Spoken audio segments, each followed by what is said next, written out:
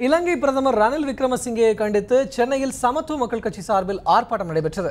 சென்னையில் உள்ள இலங்கை தூதரகம் முன்பு நடைபெற்ற இந்த ஆர்ப்பாட்டத்திற்கு கட்சியின் துணைத் தலைவர் நாராயணன் தலைமை வகித்தார். அப்போது தமிழக மீனவர்கள் மீதான இலங்கை பிரதமரின் சர்ச்சை பேச்சுக்கு கண்டனம் தெரிவித்து முழக்கங்கள் எழுப்பப்பட்டன. இருநாட்டு மீனவர் பிரச்சினைக்கு சுமூக தீர்வு காண மத்திய அரசு நடவடிக்கை எடுக்க வேண்டும் எனவும், இலங்கை பிரதமர் தெரிவித்த கருத்துக்கு மத்திய அரசு கண்டனம் தெரிவிக்க வேண்டும் எனவும் ஆர்ப்பாட்டத்தில் வலியுறுத்தப்பட்டது. நான் சொன்னதில் தவறில்லை, மீண்டும் சொல்கிறேன், நான் சொன்ன கருத்தை வலியுறுத்துகிறேன். எங்கள் எல்லைக்குள் வந்தால் சுட்டுக் கொள்வோம் என்று சொல்கிறார்.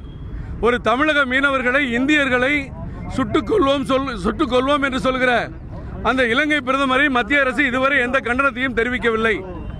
இலங்கையோடு உறவு கொண்டு, இலங்கையோடு நட்பு பாராட்டி, இந்தியாவில் இருக்கிற பணத்தை இலங்கை தமிழர்களுக்காக கொடுத்து 40,000 வீடுகளை கட்டி கொடுத்து திறந்து வைத்தோம் என்று சொல்கிற மோடி அவர்கள் தமிழக மீனவர்களை சுட்டுக் கொள்வோம் என்று சொல்லும்போது வேடிக்கை பார்த்துக் கொண்டிருப்பது எங்களுக்கு வேதனை அளிக்கிறது.